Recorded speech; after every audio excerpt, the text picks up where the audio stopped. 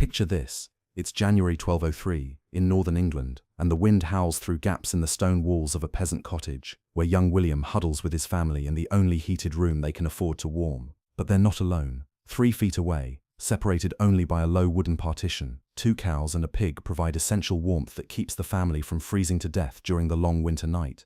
The animals' body heat, breath, and presence create a microclimate that can mean the difference between survival and death when temperatures plummet below freezing for weeks at a time. This isn't desperation or poor planning, but sophisticated survival strategy that medieval people developed through centuries of experience with climates that could kill unprepared families within hours. What drove medieval people to live so intimately with their livestock? What systems and techniques made human-animal cohabitation not just tolerable, but essential for survival in a world where fuel was precious and warmth was literally a matter of life and death? The practice of medieval human-livestock cohabitation reflected practical survival strategies that balanced competing needs for warmth, security, and economic efficiency, while managing the health and safety challenges that came with sharing living spaces with large animals. Medieval families weren't making these arrangements by choice, but because their survival depended on maximizing every available resource, including the body heat, protection, and economic value that livestock could provide.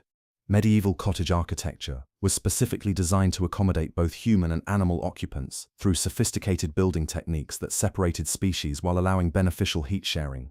The typical peasant longhouse included human living areas at one end and animal quarters at the other, connected by shared walls that allowed heat transfer while maintaining practical separation for daily activities and hygiene management.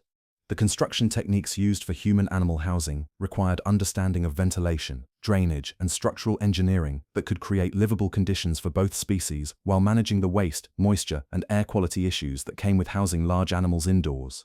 Master builders developed specialized knowledge about creating effective barriers that prevented contamination while allowing beneficial heat exchange. But here's where medieval human-animal cohabitation becomes truly ingenious. These arrangements weren't just about warmth, but represented integrated economic systems that maximized the productivity and survival chances of both humans and animals through carefully managed partnerships that provided mutual benefits during the most challenging periods of the agricultural year. The heating efficiency gained from animal body heat was substantial enough to make the difference between survival and death during severe winter weather when fuel was expensive and sometimes unavailable. A single cow could raise the temperature in a small room by several degrees through body heat alone, while multiple animals created significant warming effects that reduced fuel consumption while providing life-saving warmth during extreme cold periods. The thermal dynamics of shared human-animal housing involved sophisticated understanding of air circulation, heat retention, and moisture management that medieval people developed through practical experience with different housing configurations. They learned to position animals and design living spaces to maximize beneficial heat transfer while minimizing problems from animal waste and respiratory issues.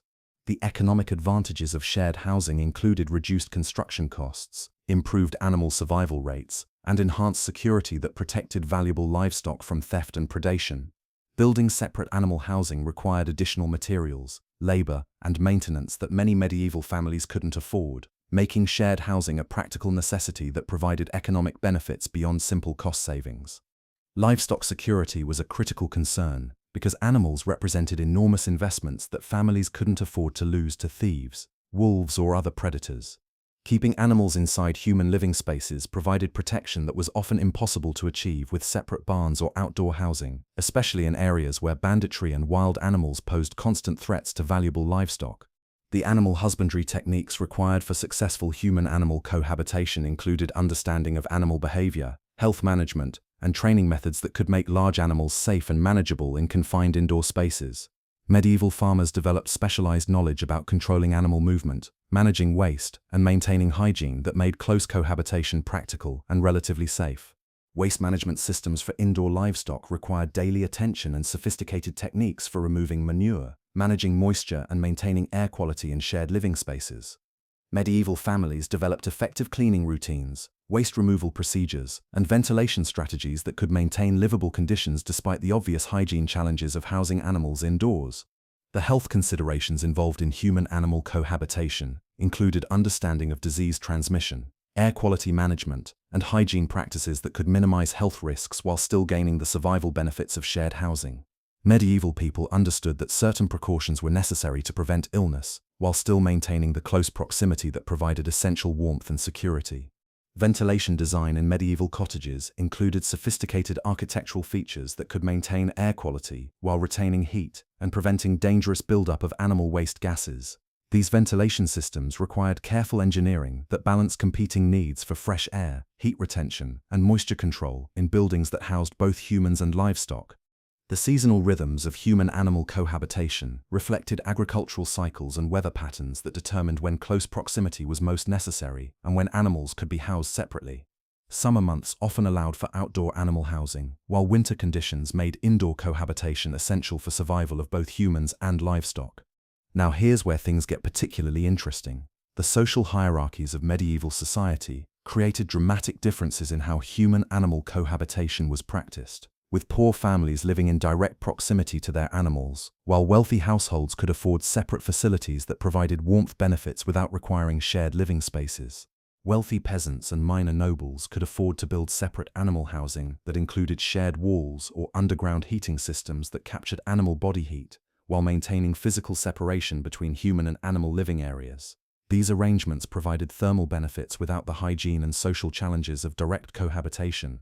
Poor families had no choice but to share their living spaces directly with their animals, creating intimate proximity that required careful management of hygiene, safety, and social dynamics within households that included both human and animal members. These families developed sophisticated techniques for managing close quarters while maintaining family relationships and animal productivity.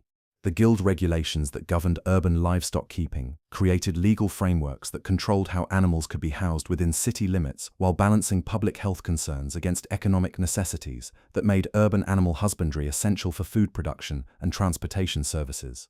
Urban animal housing faced unique challenges from space constraints, sanitation requirements, and fire safety concerns that required specialized approaches to human-animal cohabitation. City dwellers developed innovative housing solutions that could accommodate livestock within limited urban spaces while meeting municipal regulations and maintaining neighborhood relationships. Municipal laws regarding urban livestock included detailed regulations about animal housing, waste management, and public health measures that reflected community concerns about disease transmission and quality of life issues that came with urban animal husbandry. These laws often created conflicts between economic necessity and public health requirements. The fire safety considerations involved in housing animals indoors included understanding of fire prevention, escape procedures, and emergency protocols that could protect both human and animal occupants during building fires that were common in medieval communities. Animals in shared housing created both additional fire risks and complications for emergency evacuation procedures. Professional animal housing specialists emerged in larger communities to provide expertise about designing and maintaining facilities that could house livestock safely within human communities, while meeting regulatory requirements and maintaining community standards for hygiene and public health.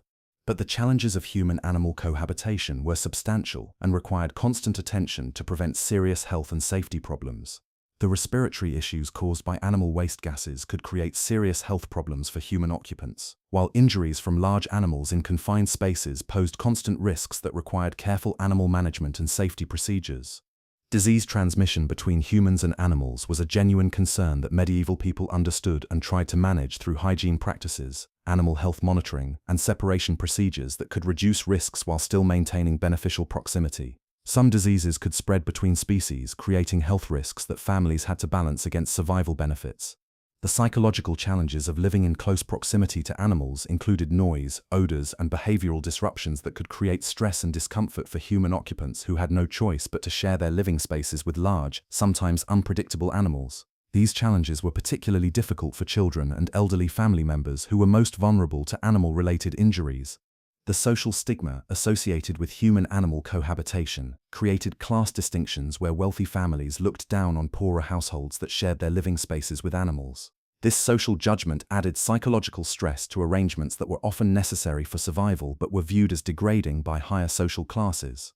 The decline of human-animal cohabitation practices resulted from improved heating technology, economic development, and changing social standards that made separate animal housing more affordable and socially expected. However, these changes occurred gradually over centuries, and many rural families continued traditional cohabitation practices well into the modern period. Heating improvements, including better chimney design, more efficient wood stoves, and improved insulation techniques reduced the necessity for animal body heat, while making separate animal housing more practical for families who could afford improved heating systems. Economic development that provided more income opportunities allowed families to invest in separate animal housing while maintaining livestock productivity and security. Improved transportation, market access, and agricultural techniques reduced the economic pressures that had made human-animal cohabitation necessary for survival. Medieval human-animal cohabitation practices established precedents for integrated agricultural systems, sustainable heating approaches, and resource conservation techniques that continue to influence contemporary approaches to sustainable living and energy efficiency. The emphasis on maximizing available resources while minimizing waste evolved directly from medieval survival strategies. Modern sustainable housing design incorporates principles of heat recovery, resource integration, and multifunctional building use that reflect medieval understanding of efficient resource utilization and environmental adaptation. Contemporary green building techniques often rediscover principles that medieval people used for practical survival.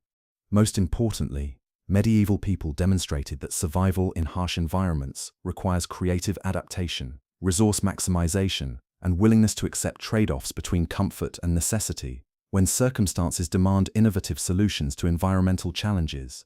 So why did medieval people sleep with their livestock? They developed integrated survival systems that maximized every available resource, including animal body heat, security, and economic benefits, while managing the health and safety challenges through sophisticated techniques that made human-animal cohabitation practical and relatively safe during periods when survival depended on resource conservation and mutual protection. They prove that humans can adapt to extreme environmental challenges through innovative housing solutions and resource management strategies that balance competing needs while providing essential benefits for survival during harsh conditions that would otherwise be lethal for unprepared families. The next time you adjust your thermostat or appreciate modern heating systems, remember the medieval family who shared their home with livestock through brutal winters, developing integrated living systems that provided essential warmth while managing the complex challenges of human-animal cohabitation in pursuit of survival strategies that sustained communities through Europe's harshest seasons.